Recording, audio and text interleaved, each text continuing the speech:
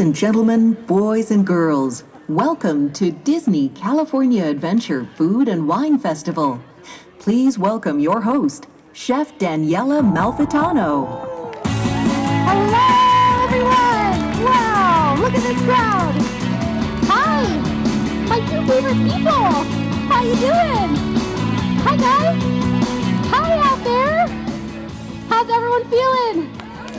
Awesome. I'm Chef Daniela Malfitano, your festival host, and we are so thrilled you made it. Thank you for coming out. Welcome officially to the 2018 Disney California Adventure Food and Wine Festival. You guys, we are having a good time in week 3. We are going to tell you all about what's going on in Festival Land, but I want to hear from you. What are you trying? What do you love? Come on, talk to me. All of it. All of it, she says. We like you. Okay, anyone tried the guacamole burger at Avocado Time? No, you have to try it. That's your homework, girlfriend. It's good. All right, the nuts about cheese platter with Fiscalini cheese. Amazing. So good. How about the oomph? Has anyone tried the oomph? It's a plant-based protein. You can get it at the Avocado Time Marketplace. It comes with avocado hummus and a garlic tune sauce.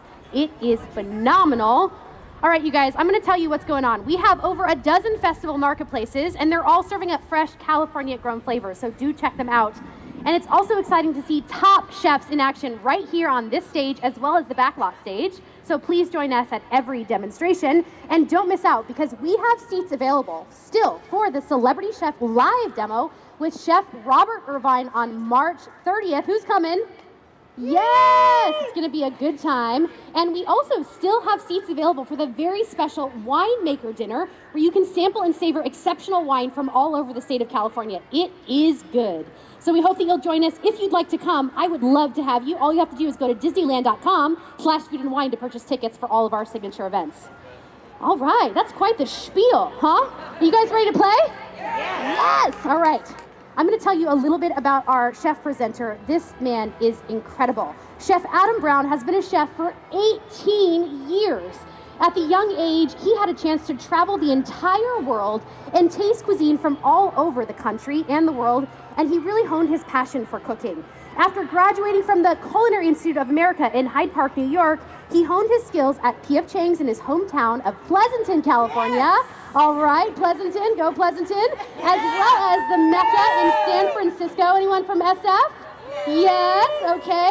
As well as Skates on the Bay in Berkeley, California. Give it up for Berkeley. And the Mirage in Las Vegas. This guy is all over the map. He now serves as the executive chef of the Disneyland Resort, which influences the areas of receiving, cost of goods, standards, training, business support, nutrition, and allergies. This guy, he does it all. So please put your hands together for the one, the only Chef Adam Brown. Hi, Chef. So good to see you. Thank you.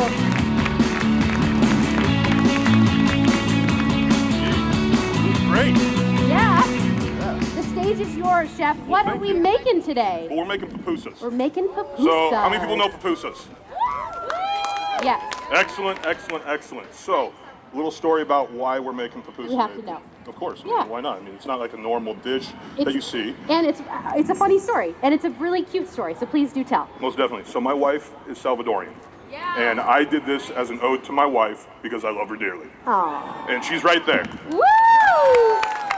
So, there she is. Got to put her on spot a little bit. That's right. Yeah, exactly. So, I actually learned how to make this so that I can impress her. And it worked. It worked, apparently. And it worked. So, what's really nice about this dish is it's a very simple dish, but with really clean flavors. Absolutely. So, you can have it be just cheese. You can add pork to it, beans, shrimp. I mean, it's kind of an all-inclusive, and it comes always with a type of salsa and then also a pickled cabbage salad. So what is a pupusa, Chef? Just tell us a little bit about what the pupusa is. Some people get it mixed up with an empanada, and it's actually very different. Correct. So what's the flavor? What is it? So it's basically just masa. Okay. So cornmeal, and then it's water or lard. We're using water today, and then it has cheese inside. So the flavor profile, I mean, who likes corn, tortillas, and cheese? Stuff with cheese. I mean, why not? 2 hands for that. It's amazing, right? Yes.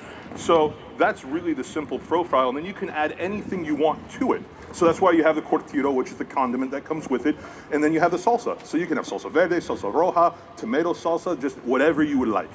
So it's really cool. It's really cool. I love it. And is curtido like typical with pupusas? You're always Yes. going to get that pickled cabbage. Correct. So it always comes on your table. You order your pupusas, and then it comes to your table in a little like container with the tongs, and then the tomato salsa and kind of like a jug. It's And you really can help yourself. Yeah, exactly. It's just Pile like it you pile on. it, and so you cut it in half and you stuff it. It's really fantastic.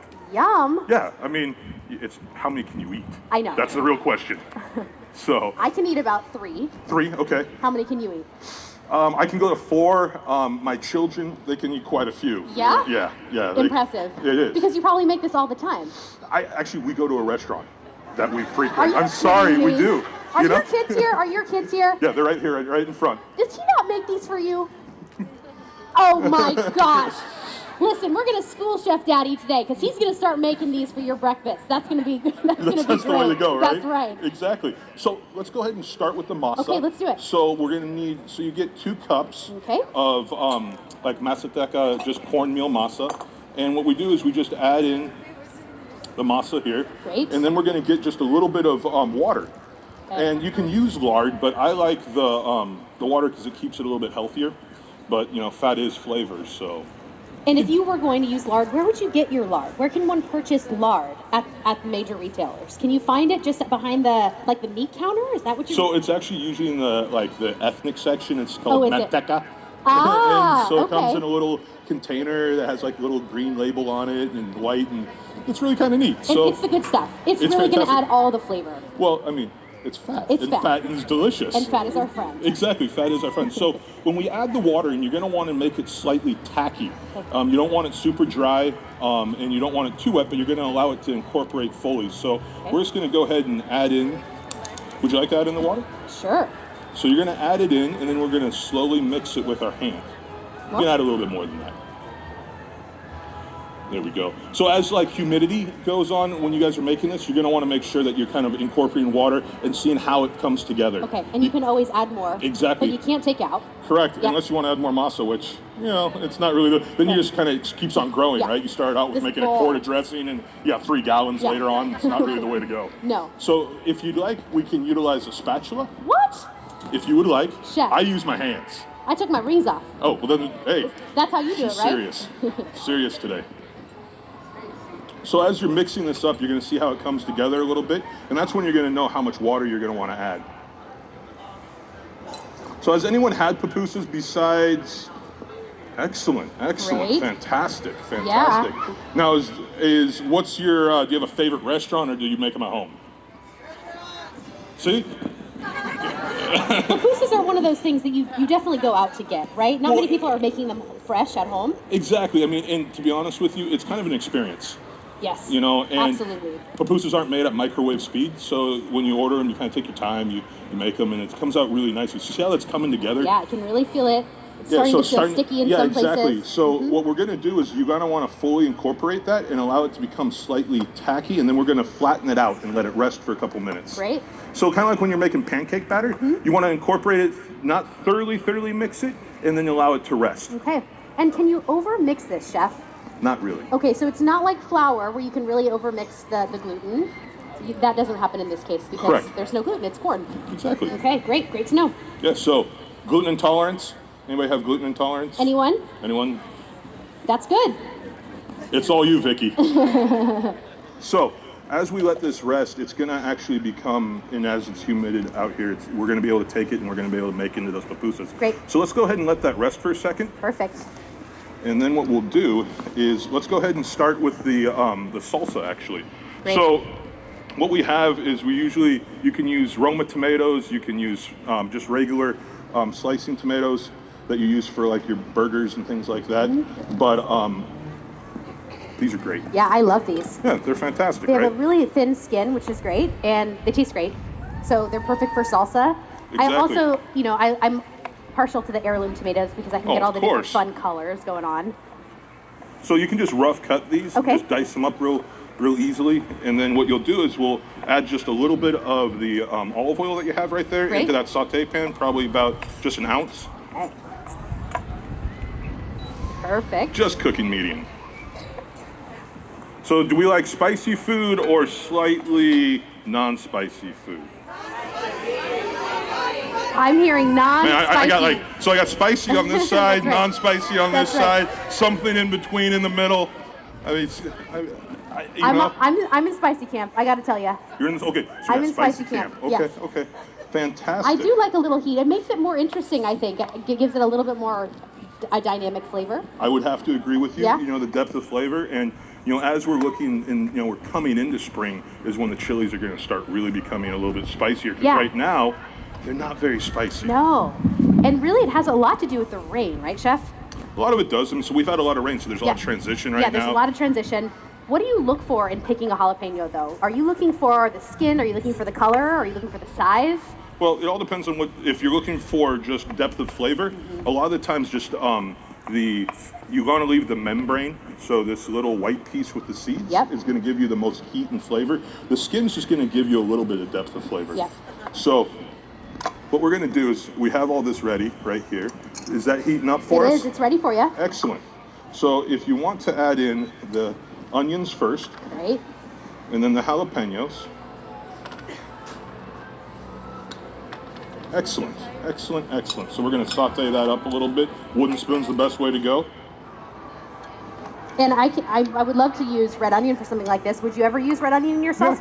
Yeah. You would. Okay, so I would. You would mix it up. Whatever you have, you would use. You know, what's great about salsas is it's kind of just whatever you have around to make it simple. Absolutely. You so know, that you can get fresh salsa. You don't have to like go out and get the ingredients. Use what you have. Exactly. Totally. And I mean, anybody gardeners here? I mean, tomatoes are easy to grow, onions are easy to grow, chilies are easy to grow, cilantro you grow it in your kitchen. So all the items that you have here are very simple. So the dish itself is a very simplistic dish, and so you really have to make sure you use quality ingredients so that you magnify the flavor, right? Because it's not going to be hidden by a whole bunch of other things. Right, because it's only the masa and the cheese. So exactly, and then you have a little bit of the salsa, and then you have the curtido.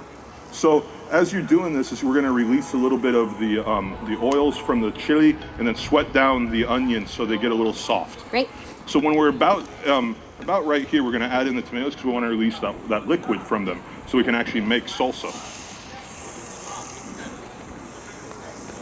Now, traditional El Salvadorian pupusas, are they, being served with a red salsa, or can they be served with a tomatillo salsa, any of the green salsas? They have, usually what it comes is actually, it's like a tomato sauce. Ah. It's very loose, it's very neutral in heat. And so I always order to have like the spicy salsa come. And where we go, we like to have the salsa verde. Yes. I mean, I do too. Yeah, That's why delicious. I love the salsa verde. It's so delicious. So who likes salsa roja? Who likes salsa verde? Yeah. Both. Okay, we got both in the back. That's that's the way to go. Interesting. So we're gonna add in a little bit of the garlic right now, and what that will allow is we don't want to burn it. So now that we have a little liquid in the pan, it's gonna allow it to just kind of cook down and sweat because you don't want to burn that garlic right out of the gate. Yeah. Toasted garlic. It's great if you're making pasta, like a pomodoro, but we're not making that. And then at what stage do you add your salt, Chef? So I add my salt when I season it. Uh-huh. So we blend it all together and then I season because you can control it then. You don't know how much liquid's going to be released. You don't know where you are with the different chilies, the heat of the different onions, the sweetness of the onions, the sweetness of the tomato. So to be able to balance that properly, that's when you add your acid. So today will be the lime juice, and then your solidity, which will be your salt. Great. And so it's really about controlling it. Yeah. So it's really kind of neat. And this time of year, the tomatoes aren't going to give you as much of the liquid as maybe the summer months. So you may need to add a little bit of water. Sometimes people add V8 juice for flavor. Ooh, good idea. And really good tip. And so, because as you're cooking it down, you're going to see how much liquid. There's not a whole bunch of liquid coming out of there right now. No. So we're going to want to continue to cook that down a little bit. This is going to come out slightly orange in tinge. The color will be, but the flavor is really great. It still has that robust tomato flavor to it. Smells so good. Can you guys smell that? It's coming down to you. Oh, here we go. Thank you, Chef. Just trying to help. Just trying to help. So what I'm going to do is I'm going to grab another bowl. Great. And the larger one, please. And we're going to make this curtido. Excellent, excellent. So what we do is we take a little bit of green cabbage, about a half a head. And again, you could use red cabbage if you wanted. You could use red cabbage, green sometimes use cabbage. both? Yes, and Okay. the one thing that you're going to learn about red cabbage is the color is going to leach out. So it is going to change the color, where this is going to have the distinct colors between the cabbage, the carrots, the jalapenos, and the onions. Yes. And once again, to your question about the red onions, you can use the yellow onions as well. Great. Yeah, I mean, it's however, as you know, yellow onions are a little bit sweeter, and so your red onions are going to give you a little sharper depth of flavor. Yeah. So I like to use equal parts carrots to the cabbage. Yeah. Because it really adds a lot of great flavor. I like the crunch of the carrots. They break down at a different way than the onions and also the cabbage. So, and then we're going to add in the thinly sliced jalapeno. Lots of jalapeno in this dish. Of course. Yum. Yeah, it's delicious. Spicy camp. All right, can I add a little bit more oil to this, Chef? You can. Or would you just stop and So kind of let what it you can mellow out? do is instead we can add just a little bit of water. Uh-huh. Because as we were talking about, those tomatoes, they're not in season yet. We're Yeah. coming into season. Right. But as you said, with all that rain, we're having a little bit of trouble. Yeah. Great. There we go. So it also has, we use Mexican oregano. And so when you take it, you're going to take a little bit and you're going to crush it in your hand. I love that. Do you guys have to, you have to know this trick. You just take a little bit in your hand and it sort of heats up. It does. In your palm. And then all of that aroma is released. And oh my gosh, you can totally it smell smells it. amazing. It just opens right up. It's really nice. Okay, I know you don't probably need all this. Oh, no, please, Oh, please, yeah? please. All right. Excellent, Great. excellent, excellent. So then we use apple cider vinegar. Great. You can use red wine vinegar, distilled white, Yep. champagne. I like apple cider, it has really good health benefits, and I like the flavor profile. Yeah, I do too. It's a little sweet. It's going to go great with the jalapenos because it's going to cut some of the sweetness with the heat, which is going to be delicious. So I add just a little bit of oil to it. And extra virgin olive oil is fine for you, Chef? Okay, Yes. great. Yes, so see how those tomatoes are now starting to release Yes. that liquid? It's perfect. Really nice. And then, And the onions seem nice and sweated out. yeah, they're little becoming bit slightly translucent, translucent. yeah. Exactly, exactly. So, Thanks. can I talk now? Yeah. You sure? And then, is that cilantro? Of course. Of course it is. Yes. So we have it here, and I like to keep it in a little mason jar with water. Exactly. So to you can it keep nice. that. Yeah, you can keep that in your house, right next to your sink, in your windowsill. Yes. You know, however you'd like to do that, and it works out really well.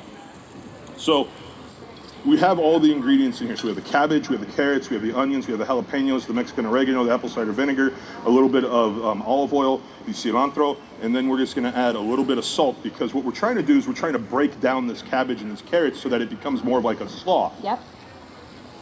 And the salt's really going to help, again, to release the liquid, to release the moisture in all these veggies. Correct, correct. It's looking So good. usually, your salsa roja and your curtido, you'd want to make it maybe a day or two ahead. Okay. Because it's like a good soup. It's always better the next day. Yeah. And so that's, as you think about moving things ahead, you know, you can have it as, because both the salsa and the curtido are condiments. And so you can utilize them as such in your refrigerator. And how long will they stay prepared in the fridge? Usually I say a 5-day shelf life. Yeah. You probably eat it faster than it will go bad, right? Exactly. If it's in our house, they shove, this will probably last about 3 Yeah, pupusas. that's right. So. This is looking good, Chef. Yeah, that is. That's looking really good. We might want to add just a little bit more water to it. Perfect. Some water. Always wash your hands. Now, do you have a preference for nonstick versus stainless steel sauté pans?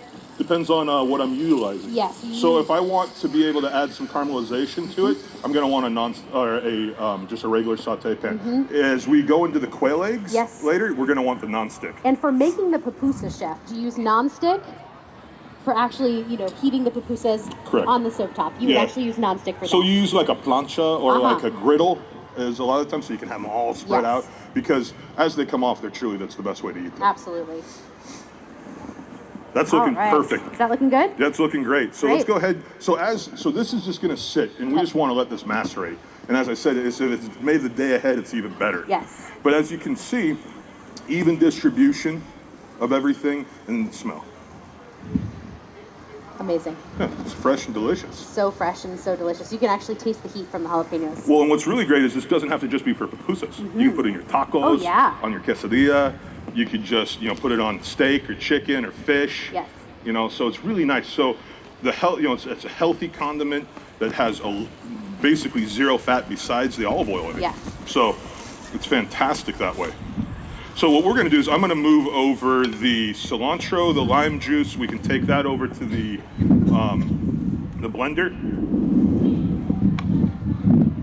All right, so we're using a Vitamix here. You can also, could you use a food processor if you Yes, wanted? you may. Okay. The one thing that's nice about a blender is it's going to make it very smooth. The food processor is going to give chunks to it. Yeah. And so the Vitamix is going to make it super smooth. And depends on what you're looking for. If you're looking for more of a rustic, you can actually just literally incorporate the rest of the cilantro or the lime juice into this salsa now. Okay. But you'd want to make the cuts a little bit more refined. We've done this rough cut because we're just going to put it right in the blender. So why put in the effort to the knife cuts? Unless you're a perfectionist, which is not a bad thing. Which is most chefs, right? Exactly. So let's go ahead and add that into the blender. Into the blender it goes. Exactly. Now I gotta say, Vitamix is some of the best blenders out there. Oh yeah, I love the Vitamix. It will puree just about anything. Mm-hmm. It really does. I was talking to my wife last night. Actually, we were talking about blenders. Funny that we talk about blenders, right? And I said I've actually in all of my career have never broken a Vitamix. No, and even if you did, you could. They have a good warranty on that. They have a great warranty. Well, great warranty. So I always make sure that we're always on low. Yeah. So on variable, turn this all the way down because you don't want to wear that. I want to show them that. So there's the different functions here. So we always want to start it on low, Yep, and then low. Because how many people have turned on a blender and literally worn what they're making? Yeah, just all over. I mean, I have completely. And I actually had a picture. We were making this carrot nutmeg beurre blanc, okay, that went with this Swiss chard caramelized onion ravioli. And one of my cooks was like, "Oh yeah, well, I'll make it." So we boiled down these carrots and he puts it in there and he turns it on without the lid. Oh gosh. And it literally was all over the kitchen. Oh. And I had to take a picture of it, Yeah, right? you have to. And so periodically I will send that picture and say, "How's things going?" Did we forget the lid? So let's go ahead and so as you have it on the variable, so we can go ahead and turn that on and see how you can then you control it. You feel a little bit safer around it, right? You're just like, well, that doesn't. So as you can see, there's not enough liquid, right? Mm-hmm. So and as it's stuck. You guys see that? Exactly. So what we're going to do is we're just going to take a little bit of water. Actually, you're doing real well. And see how it's kind of orange in color? Yeah. It's mostly because of the tomatoes season. Yeah. If it were summer, it'd be a lot more red. It'd be a lot brighter. The flavor would be a lot richer. And there you go. And then what I like to do at this point is we'll add in the cilantro. So you go ahead and turn it off. I always turn it off because if you're going to take the lid off, you got to have safety first, right? You turn it all off, then you just put it all in. Cilantro's the way to go. Got it, chef. Then we put in the lime juice. And then we'll wait on this. So let's go ahead and blend that up. Oh, great. So why do you wait on the salt? Because I want to taste how it all is. How it just is on its own. Exactly. Because so the great way to balance, if you're trying to be on a low sodium diet, and acid really balances out. So in your vinegar, lime juice, citrus, you can actually remove some of the salt and incorporate in that acid to be able to balance that out a little bit better. And so before you add all that in, you just want to make sure that you don't need as much. I mean, the other thing is, you add salt, you can't take it out. That's right. And it's back to that whole, again, where you start off with 2 cups and now you have 3 gallons. Yes. So, let's go ahead and stop that and let's see where our tasting spoons are.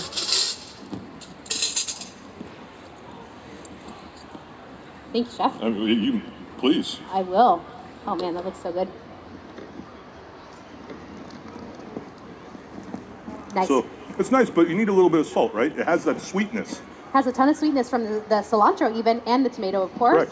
Correct. And a little bit of tiny heat from the jalapeno. Exactly. So, how much salt would you add? I would start with probably, a half of a teaspoon, and then I'm eyeballing with my palm. So, is that your half a teaspoon Yeah, or right. my half a Yours teaspoon? How much would you add? I mean, I would probably, I sit here and I go, Yeah. that's probably good. Your half a teaspoon Yeah, so is to half my a teaspoon, tablespoon. Yeah, exactly. that's So right. it's a little bit different.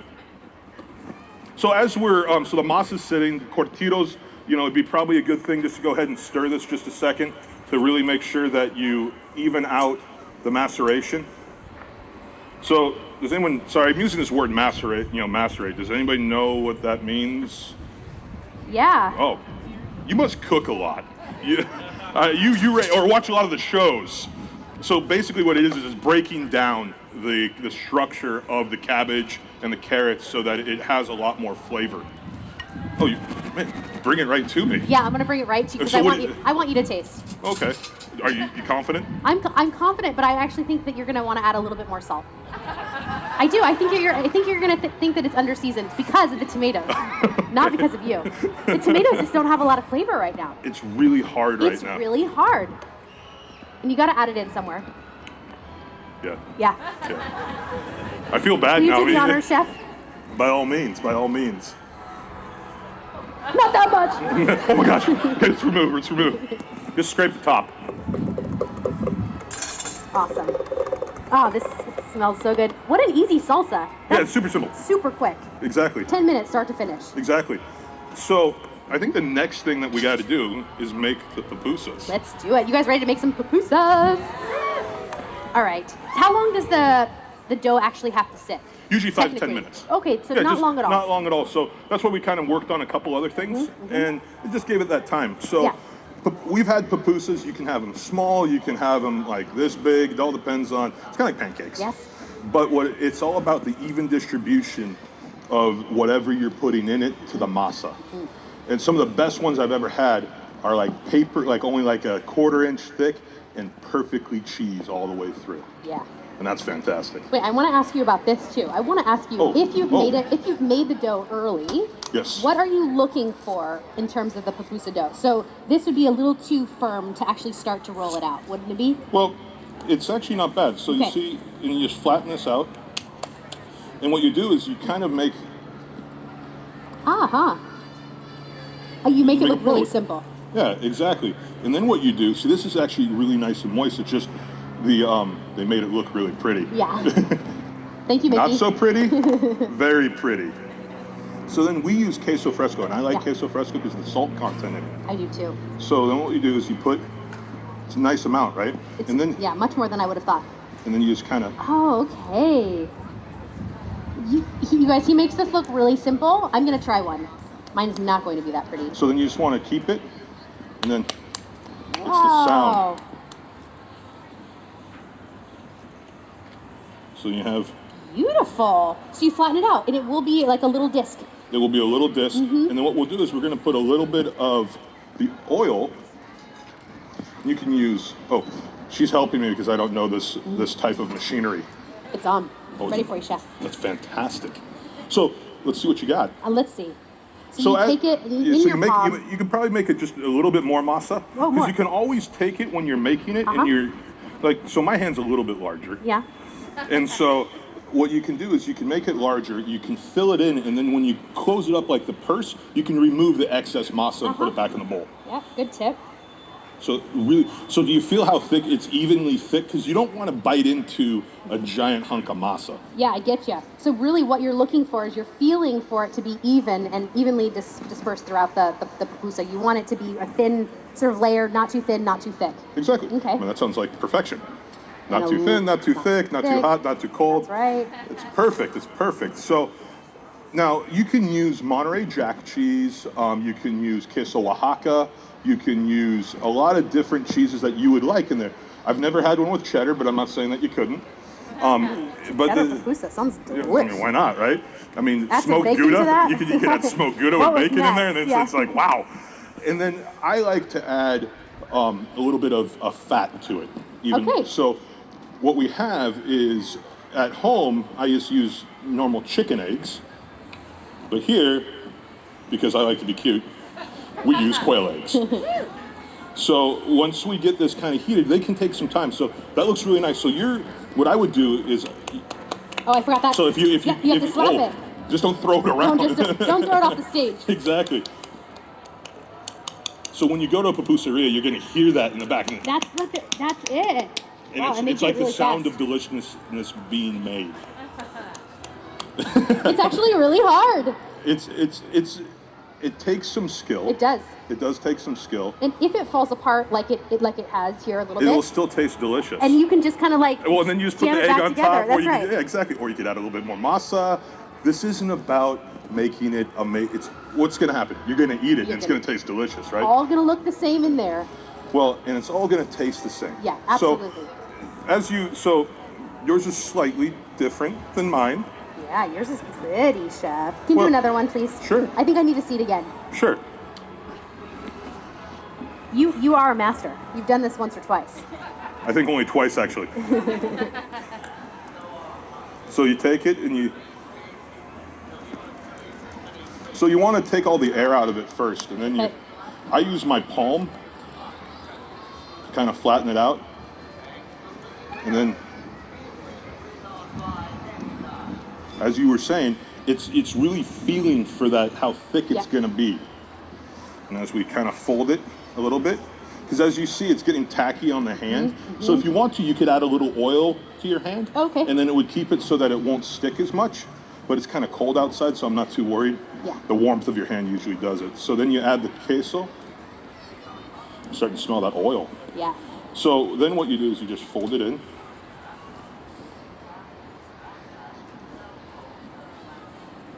And then, like I said, you can just take this. Oh, I see. And that's when you would pull it off.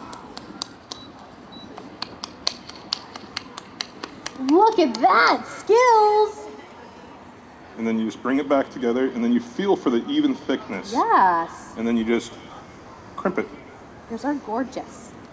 Well, we try. Yeah, We try. Now, All right. I do have to say, self-admitting, it has to be full disclosure. I was messing with this a little bit a couple weeks ago. It didn't come out so well. A little gritty. Yeah. So when you're looking at your masa, you're going to want to look at a fine corn Yeah. flour. Yeah. Always the fine corn. So like 4's on the scale? 4's on the lower scale. Okay. Yeah. Do you want it on a little higher? Just a little bit. Or on 6? So we'll put these in. Little cute one, Yeah. So what's really nice about this is you can make a lot of head. Now, it's just like anything. Food's much better right out of the pan, right? Yes. But my family and I, we buy quite a few at a time. When we go to the pupuseria, we get like 12 for the table, and then we take 12 home. Yeah, absolutely. And then you can eat them for like the next 3 days. And all you got to do is wrap them in a little bit of a wet paper towel and throw it in the microwave for 30 seconds. Yeah. And it's like deliciousness all over again. I like them cold, right out of the refrigerator when the cheese is cold in So the it's like center. pizza. It's like pizza. It's Salvadorian pizza. Yeah, that's exactly what it is. So you're going to listen to this go a little bit. And again, you would use extra virgin olive oil for this, or You can grapeseed oil, you can just use just any. It doesn't. You're going to want to have one that has a little bit higher smoking point because you're going to be cooking this for a Okay. little bit. And as you can hear it, it's starting to crisp up a little bit. Yeah, I can. And so you're going to want to cook that masa. You don't want to eat raw masa. That's not really the way to go. So you don't want to have it on super high heat. Right. You don't want to have it low and slow either. So it's kind of like that even balance between the two. Yep. So as you can see, it's starting to cook, and that's why you want the pupusa to be even all the way through, so you have even surface to be able to cook. And pretty thin also, so that it's not too thick, so that it actually has time to cook through the entire Exactly. thing. Okay. Exactly. So, Yes. Quail eggs. Quail eggs. Want me to crack them for you? please. I brought you a knife, because how many people have used a quail egg in the past? Anybody cooked with one? It is, I'm going to be real, she's trying to do it right now. It is the hardest thing to do because it has a membrane on the inside that's almost like plastic. So you kind of crack it, and then you use a knife to get through it. Okay, now you are, okay, you completely, I practiced this a couple times. okay, I'm just going to That say. was pure luck, Like- Chef. I'm not even going to look at you because I don't know if I can do it again, but I'm Chef going to try. Daniela. Yeah, it's actually really tough because there is this thick membrane right on the inside, and you kind of just have to take your thumbs and pull it. Actually, Exactly. Pull it apart. So I was doing a catering event for 1,800 once, and we had quail eggs on it, and my chefs all looked at me like I was crazy because I asked them to do them all like to order, and they're like, "So do we get to crack them ahead of time?" And I said, "Well, no, because I don't want them to get the membrane." So they're cracking. Okay, so Oh yeah, Danielle, this is hard. But I think we're still good. I think Oh, we're there still we good, go. Chef. We did it. Perfect. So what's really nice is what I like about a quail egg is I find that the richness of the of the yolk is really nicely balanced, and so the white, the albumin, and the yolk, there's a good ratio.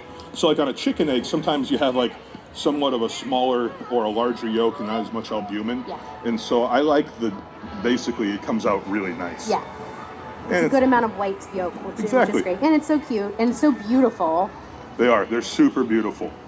So I gave you a fish spatula because you want, you can use that, or I just use an offset spatula because it's really small and delicate, just like the quail eggs. So let's go ahead and, so we push, and then you go. Got it. There we go.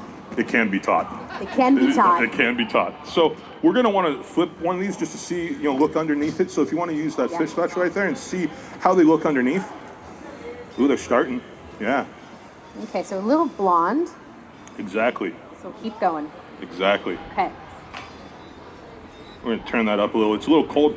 You usually don't cook outside, at least I don't, with induction burner and the saute pans and making pupusas. This is a first for me. Yeah, absolutely. The wind is taking our flame here, as you can see. We have no flame.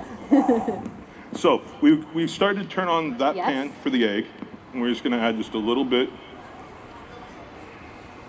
of cooking medium. And as that becomes viscous, like loose in the pan, we can add in the eggs. What's really nice about putting them in a container first is you can see if you have any shell. And also if you're gonna break the yolk, because you want to have the yolk intact, because we're gonna make these sunny side up. Because we wanna cut into that yolk and have it go into the pupusa, because that's the fat that I'm adding in. Yes. Now, if you wanna make it vegetarian, you can take away, if you're ovo-lacto, you can take that away, or you can, add more. So what's really nice is you kind of make this whatever, diet you're on and whatever you like to do. And so it's really simple ingredients. Yeah. But it's made really well with a lot of attention to detail and really paying attention to what you have. Do you guys make pupusas at sometimes for special events here at the resort or for anything? Have you ever made them? No. No, never. I actually think this may be the first time pupusas have ever been made at the Disneyland Resort. Amazing. I actually feel that might be true. Don't quote me though. You would know. Well, yeah, at times. So if you feel the top of this, it's starting to, and so we're gonna wanna probably flip these. Okay. You can smell that masa cookie. Ooh, that looks good. That looks really nice. Is that what you're looking for, Chef? Oh yeah, it looks really nice. That looks delicious. Perfect. I don't know about you, but that's making me hungry. Oh my gosh, I'm so hungry. We got this, and we got the salsa. I mean. Yes. My favorite part about a pupusa are these dark little crispy bits on the top. Oh, yeah, the yum-yums. Yeah, okay. Oh, you know what I'm talking about. Yeah, we nickname them the yum-yums. We're going to jar them. We're going to trademark it. It's going to be perfect. Yes. I want all of the yum-yums on all of the sides. So what's really interesting is a lot of the times when you're getting a pupusa, all that cheese has come out. Yes. And so it's like it's got the yum-yumness on it, and then you just want to eat the yum-yumness just solo. And with the quail egg and the yolk. Yeah. I've never been to a restaurant that serves it with egg, though. No, I've never seen that either, but I saw it on your menu and I was like, yes, that's going to be so rich and delicious. Perfect with the salsa. Of course, it cuts right through that acid with both of the items, and then it gives it a richness that isn't usually there. Yeah. So.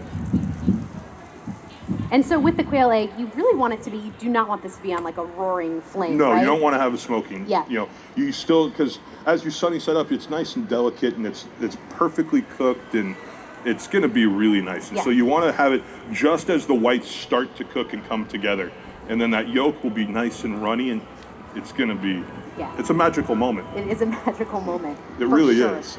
It really, really is. So as we're waiting for a second, I'm just going to kind of pick up just a little bit. Yeah. Because we're going to plate. Yeah. And when you plate, you want to have a clean area. All right, so he's going to clear the decks here. And I'm not going to do anything other than ask you guys, if you have any questions, now would be a good time. I knew it. Okay, we're going to come to you with the mic here. Mic is coming. We're going to take some questions. It's coming out. You ready for some questions, Chef? I want to know. I'm going to start with the first one because I actually been wondering this. How do you manage all of the allergies that you might see at the park? How are you doing that? You're creating menus. This guy creates menus for gluten-free, egg-free, dairy-free, vegetarian, vegan, you name it, you do it, or pescatarian even. How do you come up with all of these different versions of these recipes? Well, a lot of the times you have to think about what's the outcome, right? Yeah. So, if you're using a soy-based product, so if you're doing any type of Asian or Southeast Asian food, there's a lot of different They all have soy, but you can use tamari. Yeah. So you just use a gluten-free soy sauce. And so I actually work in conjunction with all the operators in helping them with their menus. And we have a whole team that vets it and health and wellness here at the resort because we're very cognizant of all the different allergies. People want to feel safe. They trust us. That's the one thing I love about hospitality, right? It's people come here to escape life. And they trust us with everything that we have, and then they want to have a wonderful experience and be able to then go back out and soon to ride the Incredicoaster and all those other things that are going on, and they want to feel safe. And that's a big responsibility. Yeah. It really is. So I'm starting to smell a little bit of masa. So we're going to turn that down just a little bit. This is becoming viscous. Did we find the microphone? What are you looking for? The microphone is here. Yeah, we're ready. Could you make one of the pupusas under the camera so we could see the little purse thing that you're doing? Oh, sure. Most definitely. Most definitely. You want to stand here, chef? Thank you, because I wouldn't have known where to. I'm going to just turn these. Perfect. Watch this action. You do it so fast and so beautifully. And your palm is actually the perfect size. It really is. Yeah, I gotta give that to you. It's the gauntlet, you Yes. know.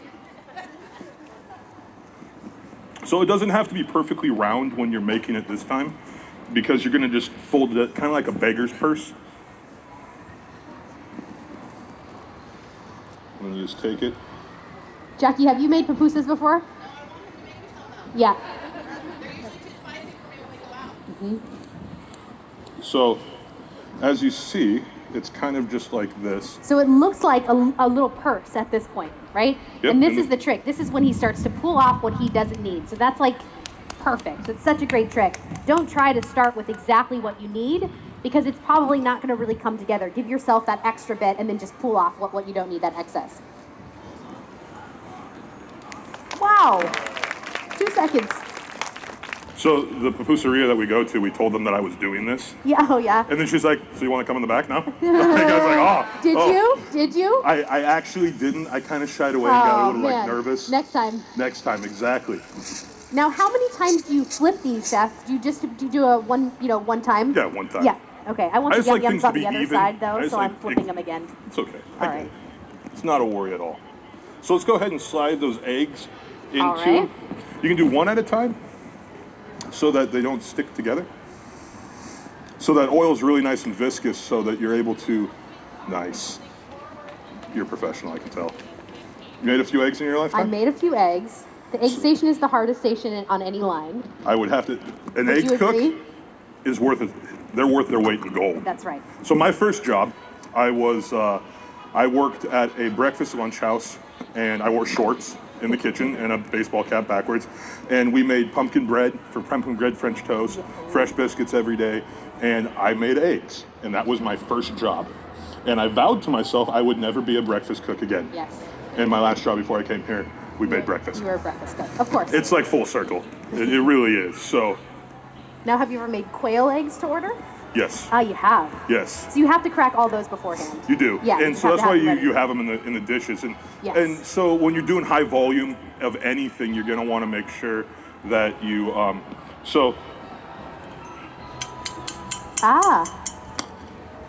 just release them real quick. Okay. You do it with fish too, so you take your spatula and you hit the side of the What a pan, cool trick. and it actually releases the fish without. Because if you take your spatula and you try to, if you do the back end, I've tried it all like 1,000 different ways, and you knock over salt, and then you keep on doing that, and it's really interesting that it's the easiest way to release the egg Yeah, or I the love that. fish, and it's really delicate, and it allows it to be able to be naturally get loose. So we can probably, I think, did I do that right?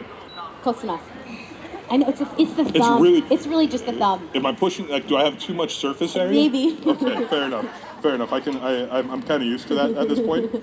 So, And do you season the quail eggs with salt, chef? I do. You do? Yes. And you do it after or while cooking? well, you don't want to, I do it like as I'm almost done. So Uh-huh. as these are coming up, can we, let's move them over to the side there. See these? Look at these So, little I mean, they look babies. like perfectly Dr. Seussish, just not green. So they look like perfect. They look like they're fake, but they're not. These are- And this is actually not the magic of television. This They isn't. actually are we perfect. did this. you did this. Thank you, Chef. Thank you. No, truly my pleasure. Truly my pleasure. So while we're looking at this, we can start to. We're using very decorative plateware today. Oh, is that wood? a plate? This is going to be the wood today. Oh, So right. the plate, and so you can use anything you like, but I kind of like the natural. I love that. And because it's going to be, so you're going to allow your salsa to cool. Okay. Because it also, just like I said, you make it a day ahead, it's a lot better. Yes, absolutely. So this has been made a day ahead. Correct. And is really ready. Now this is the magic of Yeah, television. this is right here. I love that you're using this. I thought that was just a stand for paper. Well, Or it's a pupusas. paperweight. I was going to put the pupusa there. Amazing. Do you use, it's probably so fun for you because you get to use all sorts of these things in the restaurants here and in the resort. Yes. Yes, absolutely. Yes. Let me move over. Let's take all this stuff off of it. Yeah, vessels are really cool. I think that's like the best. It's almost as important as the food itself. So as those are starting to come together, I'd probably just cook those just a little bit longer because they're a little translucent. Great. Now, what's really nice is that we're gonna just kind of mix this up again. And if you look, there's quite a bit of liquid there. So, you're gonna wanna, that liquid is that flavor that's really adding to everything. Wait, I want them to see this. Do you guys see how much liquid has really come out of this right now? In This just is a all little from bit the of time. salt. So you really want to mix this up before you plate. Don't just go and try to plate with a dry portion of it. Exactly. Mix it up, moisten it up a little bit. Exactly, and so it breaks it down and it mellows a little bit of the jalapeno, mellows a little bit of that onion, so it's not sharp. Yes. I've had some people add sugar, and I'm not a big fan of that because I don't like this. I think that it needs that sharpness. Yeah. So what's interesting is this looks very rustic, and it's really nice, and then it's going to have the brightness of the pupusa, right? So what we're going to do is we're going to take our spatula, and I really like the one you made. I'm just letting you know. Oh, thank you. I really do. It didn't turn out bad. Look at that, you guys. That came out perfect. Very even. Can you smell that masa? Oh, yeah. Yeah, it's It's like cooked corn. It's such a delicious smell. Exactly. And you usually serve about 2 on a plate if you were going to do it. Well, if you come to if you eat with me, we're gonna have like 12. Yeah. I mean, it's really, let's just be real. And then we have some shrimp tacos and some chicken tacos. Don't be fooled, you guys. This is not one portion. No. This is a teaser. Yeah, this is Let's just just be your real. Do I push. look like I eat 2? That's right. Or more? Let's be real. So then what we do, I want to wait for those the quail eggs. And are we getting? These are it's on a really low flame. Low flame. Yeah. Induction burner. Flame. Yeah. So I just want to wait till they're cooked just a little bit. So on we're the just going to outside cook this here. up a little bit Great. more. So first timers to Disneyland. Anyone? Second No, not this timers, crowd. APs. Every single hand goes up. Awesome. Fantastic. We love that. Yes. First time to Food and Wine. Wow. Awesome. That's fantastic. Yes. Excellent. Now, you brought up oomph. I did. Did you come up with that No, I did dish? not. But I think Have you had it? Yes. Okay. It is fantastic. Well, so it's got avocado. And we're from California. Right. Come on, let's be real. Yes. And, in our family, if you don't like avocado, it's kind of a bad deal. Right. It's just, we have avocados everywhere. So it's really neat. It's a soy-based protein so for every 3 grams of, or 3 ounces of chicken, it's 7 grams of protein for just regular chicken. For oomph, 3 ounces of oomph is 75 grams of protein. Isn't that amazing? And it's vegan, it's all natural. It's all plant-based. Exactly, and so it tastes, acts, and it also takes on the characteristics of chicken. Mm-hmm. So it's super cool. And last year we did the jackfruit nachos. I remember. And those were like unbelievable. Killer. So did you know that we sell the jackfruit, like barbecue jackfruit pulled pork sandwich over at Smoke Jumpers? I did. It is fantastic. So it looks like we're ready to roll. You're way better at that than I am. I know. It's just I do this in my sleep now. I'm just like induction. Yeah, like a keyboard. I work at PF Chang's, you work the wok, Right. and the heat's with your Oh knees. yeah. Oh right. And you're just like cooking like this and just having fun. So this, it's pushing buttons is kind of odd. Totally. We're used to flame. Yes. So we're doing a final plate here, and then you guys, hopefully you have more questions for Chef Adam for our last couple of minutes. Oh my gosh, this looks so good. And we didn't season this up yet, Chef. I just want to remind you. Yep. Perfect. The spilt salt. The spilt salt. The guarantee is I will always make a mess in the kitchen. My mother will tell you that's the truth. Who's sitting right there? Oh, is this Mom? Yeah, they flew in. Mom and Dad flew in from Seattle. Yay! Welcome from Seattle. Yes, they brought the weather. That's right. So, super simple. Super simple. Right? It almost, I think it looks Dr. Seussish, but that's just me. Yeah, I love it for that, especially on this wooden plank. Very whimsical.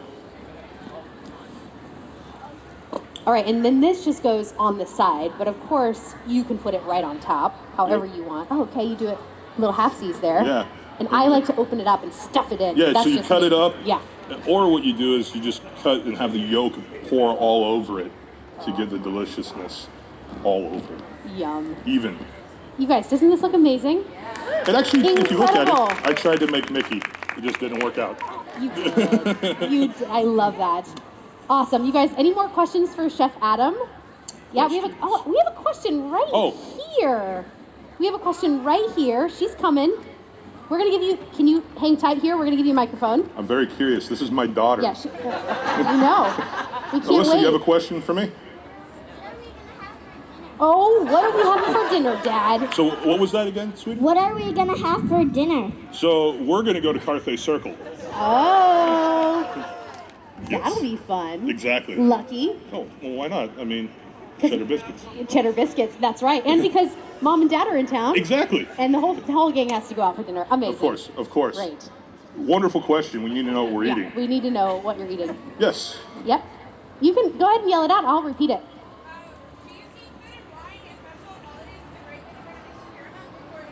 Good question.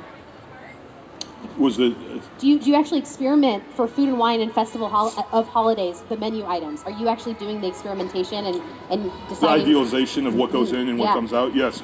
At times I do help out with that. And then also the chefs also utilize it as a platform to see what works within the resort as a whole as we look at new menu items for core in the restaurants around. Yeah. Because it's a really good platform to see what velocity of sales go through on the different ones. Yeah. So as I said, the jackfruit Yeah. was such a big thing. Yes. So then we put it into smoke jumpers. Yeah. Grill. Good deal. Oh yeah, It was such a big seller last year. Huge. Yeah. And it was, people thought it was, they did not believe it was not carnitas. Yeah. Like it's delicious. If you've never had jackfruit, I guarantee you'll enjoy it. It's incredible, and I feel like that had your name all over it, right? Bringing the jackfruit, bringing the oomph. It wasn't, bringing these- I'm gonna say it was, it's a collaboration. It's a collaboration, of course. A collaboration, always. It's really him. It's really him. Okay, so what is your favorite thing to cook at home? Just when you're relaxing, when you're not at the park, what do you actually cook at So home to feast? I like to make chilaquiles. Aha! And we add egg, a fried egg on top, and cheese, and lots of wonderful salsa. And Yeah. my wife loves it. Yes, I So, love that. Chili yeah. is delicious. It's like the comfort food of all comfort foods. Yeah. It's unbelievable. It's a magical experience, really. It really is. And did you go to the Hyde Park CIA, or were you here at Greystone in Napa? I went to Hyde Park. Yeah. What Yes. was your most memorable experience from going to the CIA? You know, the top Oh, culinary school in the geez. whole United States. That's a really, it was a class that doesn't exist anymore. Okay. And actually I have two. Can I choose two? Yeah, Is that all right? of course.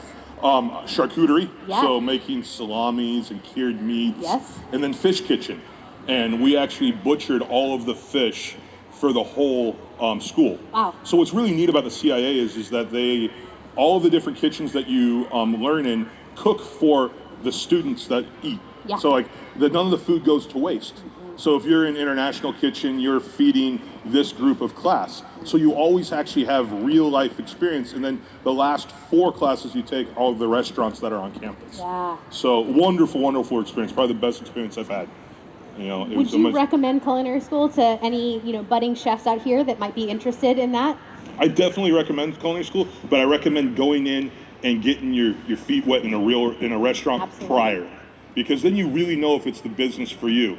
Because it is it's grueling, you're on your feet, conditions are hot, but I gotta be honest with you, there's nothing like making a wonderful dish that people go, wow, that's amazing. Yes. It truly is great. Absolutely. And then I have to ask about your special talent. This guy has a special talent. It's a special talent that I wish I still exercised as much. Sure. But my father and I learned to play the bagpipes Isn't that so a cool? long, long time ago. When I was in high school, I actually marched in the Pasadena Tournament of Roses Parade wow. in '98, and then came here and marched in the Magic Music Days here at Disneyland. Amazing. Yeah. So cool. Yes. All right, well, we need to see you with the bagpipes out here one of these days. One of these days. One of these days. I picked them up, I think, a summer ago. And I guess I'm just not as full of as much hot air as I used to be. So it's a little difficult. Any other final questions for Chef Adam? Oh. Yeah? She wants to know. What's going on, sweetie? Yeah, what's your question? I'm sorry? Who's gonna eat your pupusas? Are they for your snack afterwards? They're for me. They're Yes, and Alyssa? probably for you. Yes, sweetie? When are you gonna make pupusas at Wow. home, Dad? I just got called out by my daughter. I think they're coming to you next week. I think maybe tomorrow. Maybe tomorrow, that's right. Exactly. That's amazing. Let's give it up for Chef Adam Brown. you. Thank you so much, Chef. Thank you very, that very was a much. lot of fun. Very informative, too. Yes, Love thank you. that. You guys, stick around. We have a 6 p.m. demo here with Fabio Viviani. It's going to be amazing, so please come back for that. And our festival continues through April 12th, so we hope that you come back for more. You guys have a great evening, and we'll see you next time. Bye, everyone.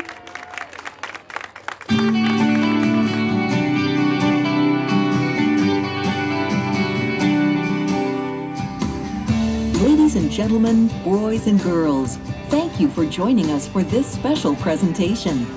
Please enjoy the rest of your day at Disney California Adventure Food and Wine Festival.